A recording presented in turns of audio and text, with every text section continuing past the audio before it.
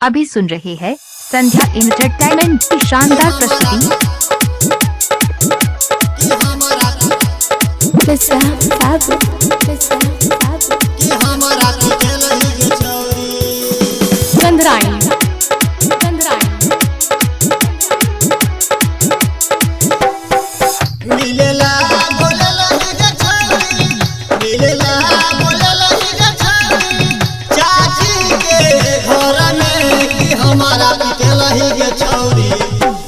हमारा पिटलही गे छौरी प्यार के चक्कर में कि हमारा पिटलही गे छौरी प्यार के चक्कर में कि हमारा पिटलही गे छौरी।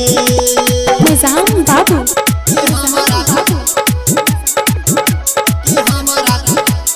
गंधराइन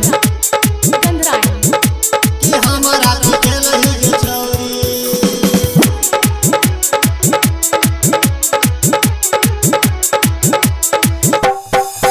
हमारा संग खेलही के धोखा मिल गेलो तोरा के मौका लाठी लगे पिटल दो तोहर के छोटका काका तोहर के छोटका काका।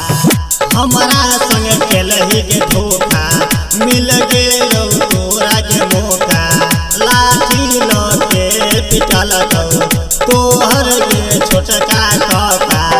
रात में बोले लही रे छौरी रात में बोले लही रे छौरी बजलही तू भोर में कि हमारा पिटलही गे छौरी कि हमारा पिटलही गे छौरी प्यार के चक्कर में कि हमारा पिटलही गे छौरी प्यार के चक्कर में कि हमारा पिटलही गे छौरी। निजाम बाबू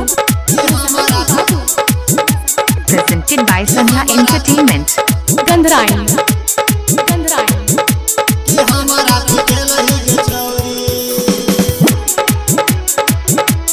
अभी सुन रहे हैं संध्या एंटरटेनमेंट की शानदार प्रस्तुति। तोरा मन लियोगे खा तोर गेले हमर बेसबा दारू नहीं पीने चलिए खेले चलिए रहा जिंदा खेले चलिए रहा जिंदा। तोरा मन लियोगे खा तोर गेले हमर बेसबा दारू नहीं पीने चलिए खेले चलिए रहा जिंदा।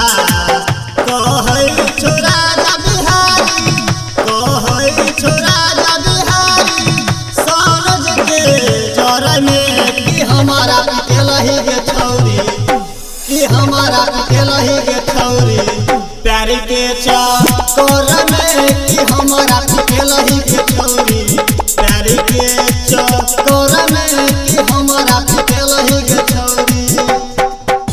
यदि आप चाहते हैं संध्या एंटरटेनमेंट के सभी ऑडियो वीडियो देखें तो चैनल को सब्सक्राइब जरूर करें और बेल आइकन को दबाना ना भूलें।